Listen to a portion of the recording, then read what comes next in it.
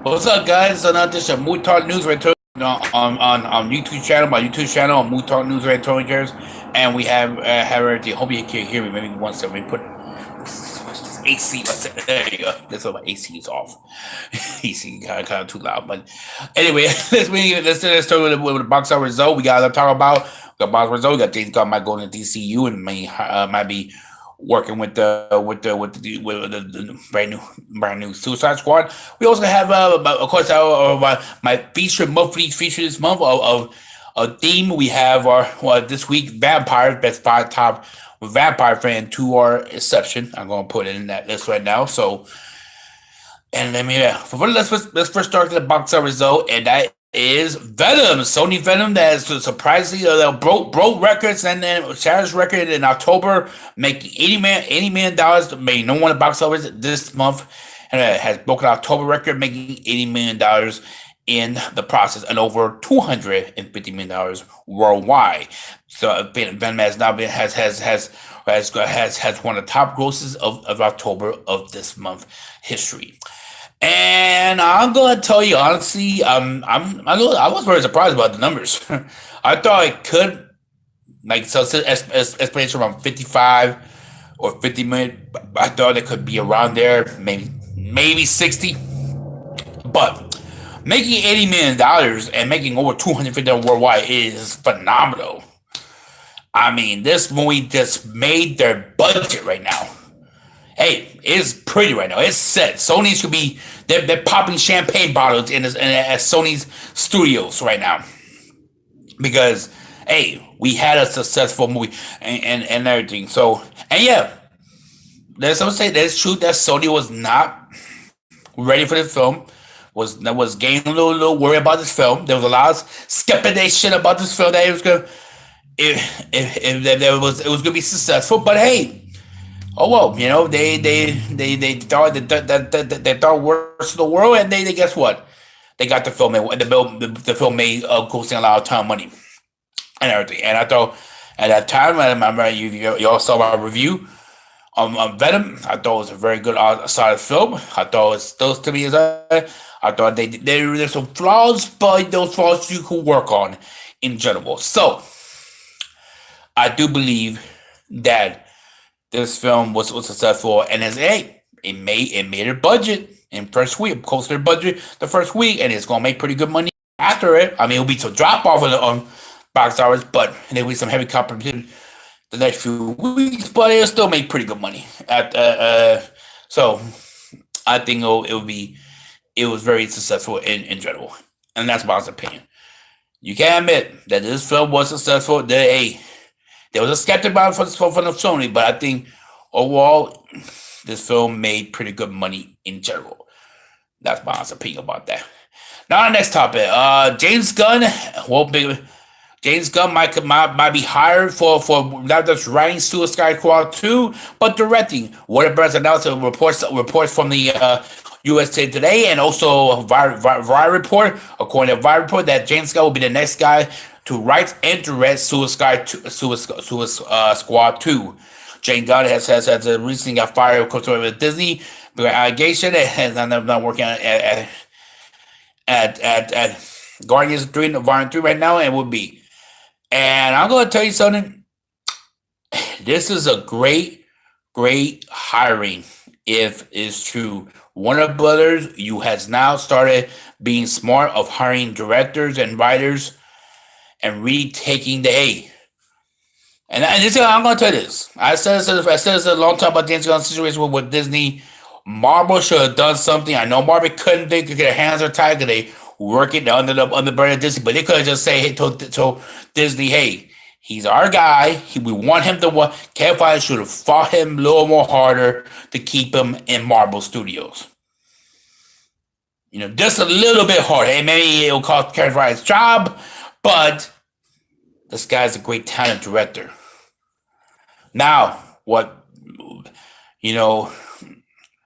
Walter McMahon, who at DC, said, you know what, this opportunity, bring a great talent, a great vision talent to our universe, and yeah, what would be a perfect? Hey, I might watch a Suicide Squad property.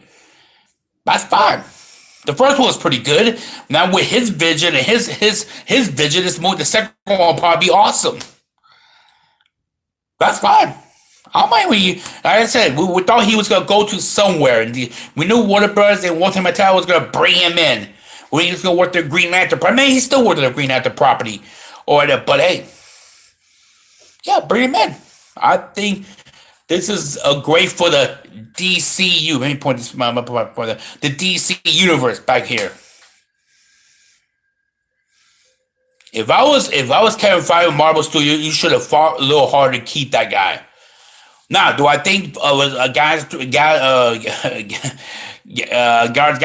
be filming and finished? And yeah, but you don't lose a talent like James Gunn for nothing. He's a great talent, and they lost a big. This is a big win for DC Universe in their movie properties. Let James Gunn free reign to do what he wants, just like Marvel was gonna do what he was doing. But till this accusation came out, who was stupid. It was like 10, 15 years ago, but you know how Disney is. Win-win situation for DCU. Getting James Gunn into the studio and be hired to work on their properties. That's what I say about that. Now on to the other topic. Before we get to the vampires top 5 film, I'm gonna mention this. I was gonna mention this on Friday's show, but I'm gonna mention it. But might as well mention it now. If the it's about Aquaman trailer this recently came out, and it's an awesome trailer. Don't get me wrong; it was a great 5-minute trailer. But here's the negative. Not because the trailer. I love the trailer. I'm going to see, but as a movie goer fan like you and me that does love to go to movies, and I'm gonna tell you why. Let's say, argument's sake, let's say a studio out there saw that trailer and say, "Wow, look at what Warner Brothers do with the Aquaman trailer, getting a great buzz for their film." And I understand it. Let me explain. I understand why they did it, because they got heavy competition December 21st. Got all these movies coming out in December, around December. In December, month of December, they need to stand out like the rest. And I understand, that's fine. But it could start a bad trend. That means other studios, like say, for example, Fox, their last X-Men film, hey, let's do a 6-minute trailer, 7-minute trailer of Dark Phoenix, just to get a buzz going. And then another studio, and after we'll do another movie or another big movie, and then you see the point. We'll go a little further, 7, 8 minutes. My point is, me that have a computer in my house and that do recordings on my computer, you guys.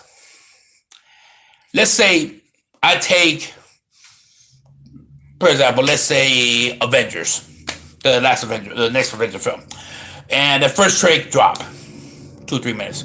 And then there's a second big long trailer for 8 minutes.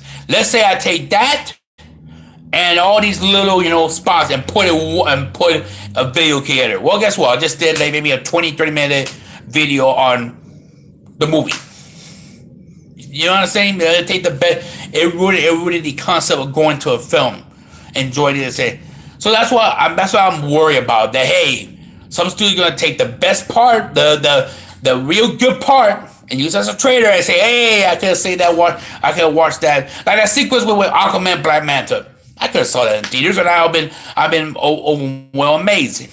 Now I'm still gonna be overwhelmed, but I wish they say that for the movie, not for a trailer. Feel me? That's my take on this. That we'll see how it goes from there for the future.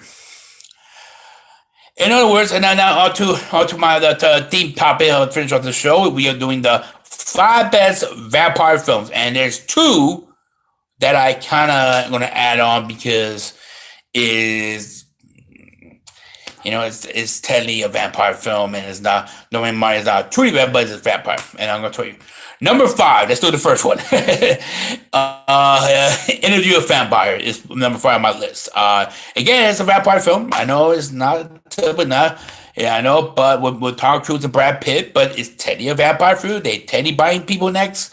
They technically I know it's a drama, but it's technically is a vampire. I'm not doing no Twilight, no nothing like that, because that's fantasy. This is actually a straight vampire film. So let's do number five. Number four on my list.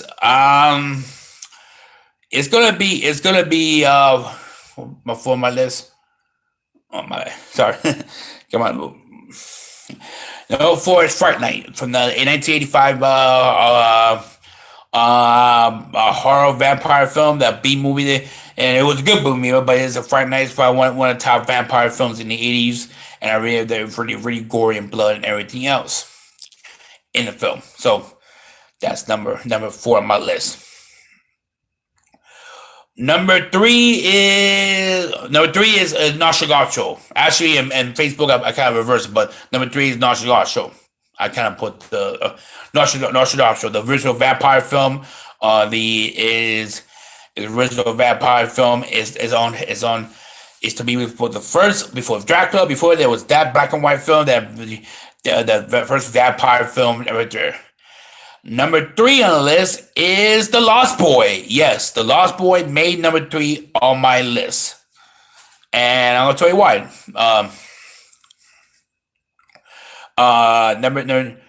The Lost Boy came number three on it because it still was Teddy a vampire. No, it's somewhat like an 80s comedy film, but it was a vampire film overall. Number two, 30 Days and 30 Nights. The gory vampire film that Roberto Rodriguez directed. Roberto Rodriguez, I thought it was a great, probably one of the most gory vampires there. And number one is Bram Stoker Dracula. That was number one on my list. I still say it's one of the best vampire films I see, with Gary Oldman and Gary